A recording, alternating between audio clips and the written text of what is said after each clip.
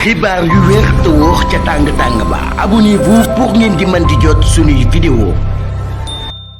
jërë ngeen jëf ci ànd gi ak ñun ci chaîne bi di Buzz 221 HD. enquête bi nga xam ne yoon doon na ko amal ci génnuk àdduna Marie Diouf di ab xale bu am 13 ans ñu àgg ci kawam ginnaaw ba ñu daal di koy sànni ci ab bâtiment bu ñu fàttee bakkanam loolu daan nañu ab rebondissement bu bees ñaari suspect lañu ci teg loxo par la brigade de recherche de Mbour ginnaaw ba ñu placé leen en garde à vue pour viol assassinat. bu ñu sukkandikoo ci information yi nga xam ne principal suspect bi yi nga xam daan nañ koy jot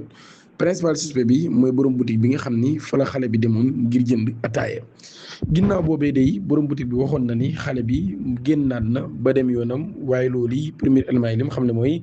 xale bi ci boutique bi ci lañ ko agressé te foofee fa lañ faatee bakkanam. ñaareelu nit bi nga xam ne nag jàpp nañ ko ab dawalkatu Jakarta la moom dawalkatu Jakarta bii de li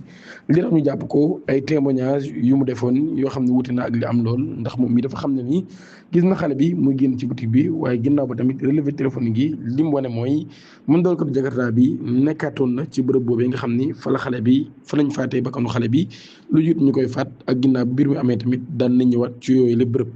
dañ jàll ci beneen xibaar rapport sénégalais bii di Gaston Bandimaack daan nay réagir aux critiques après avoir partagé sur ses réseaux sociaux le nouveau morceau engagé de Thiat membre du groupe Kër gi. Agacé par l'ampleur de la polémique moom mi Gaston daan nay fustiger l'attitude de certains militants politiques qui perçoivent désormais toute divergence d'opinion comme une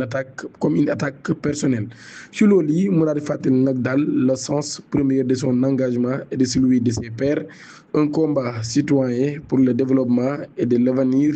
du Sénégal defar Sénégal moo taxoon ñuy xeex loolu laa xam ne waaye mu ne xeexuñu ngir partisan au service d'un parti politique. Cette mise en point